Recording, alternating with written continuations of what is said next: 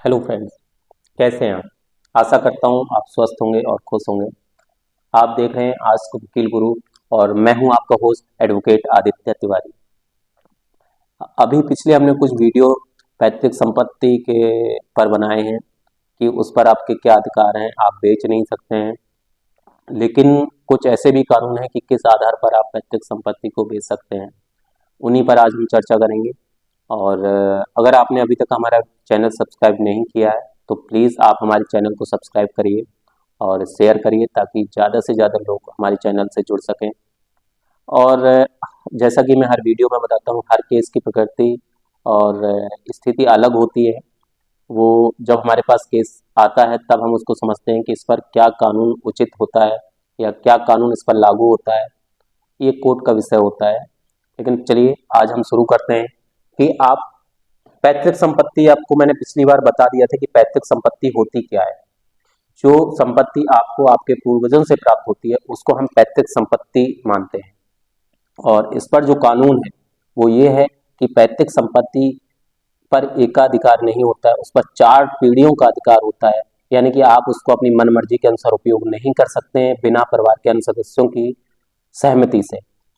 लेकिन ऐसी भी कुछ स्थितियां होती हैं जिसमें अगर परिवार की सहमति नहीं है और तब भी आप उस पैतृक संपत्ति को बेच सकते हैं या गिरवी रख सकते हैं और उसका अपनी मर्जी के अनुसार उपयोग कर सकते हैं। लेकिन क्या स्थितियां हैं वो, ऐसी कुछ स्थितियां होती हैं जैसे मेडिकल कोई इमरजेंसी है जिसमें आपको फंड की जरूरत है और आप फंड का अरेंजमेंट कहीं से नहीं हो रहा है, अन्य स्रोत से नहीं हो रहा है, तो आप ऐसी सिचुएशन में भी अपनी पैतृक संपत्ति बेच सकते हैं या गिरवी रख सकते हैं, भले इसमें परिवार की अन्य सदस्यों की मर्जी हो या ना हो, या कोई ऐसी अन्य समस्या जिससे परिवार को आप मुसीबत से बचाने के लिए या परिवार की किसी समस्या को हल करने के लिए जो बहुत ही ज्यादा जरूरी थी, आपने उस कारण से उस संपत्ति को आपने गिरवी रखा है या बेचा है, तब भी वो कानूनी तौर पर जायज होगा।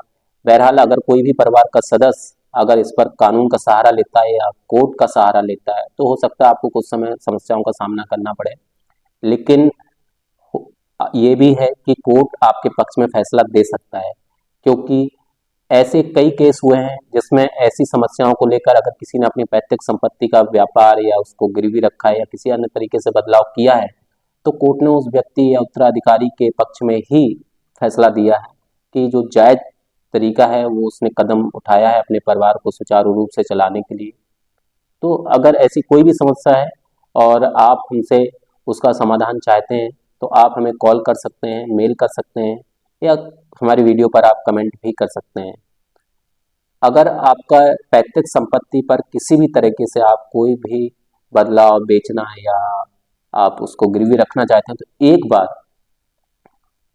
कानून विशेषज्ञ की मदद जरूर लें, उससे सलाह लें कि क्या सही रहेगा आपके लिए।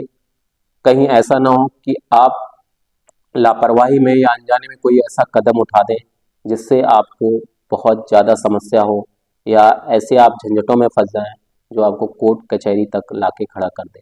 और सबसे बड़ी बात होती है कि आपके जो परिवार के सदस्य हैं उनके साथ आपका मनमुटाव होना यानी लड़ाई झगड़े होना, जिससे आपके रिश्तों में भी दरार आ सकती है।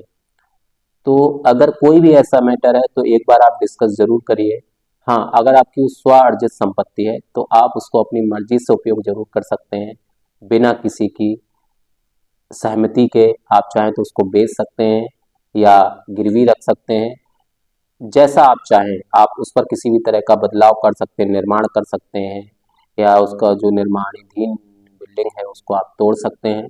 उस पर किसी भी तरह का कोई ऑब्जेक्शन नहीं ले सकता है और अगर लेता भी है तो ये इलीगल ऑब्जेक्शन होगा और इससे कोई विशेष फर्क नहीं पड़ने वाला है। लेकिन अगर पैतृक संपत्ति है तो मैं जरूर एक बार कहना चाहूँगा कि आप इस पर जरूर कानून की सलाह लें या कानूनी विशेषज्ञ की सलाह लें, तब आप आगे कोई कार्य करें या अपना कदम बढ़ाएं। अगर आपने हमारा वीडियो अभी तक सब्सक्राइब नहीं किया तो प्लीज़ इसको सब्सक्राइब जरूर करिए। धन्यवाद।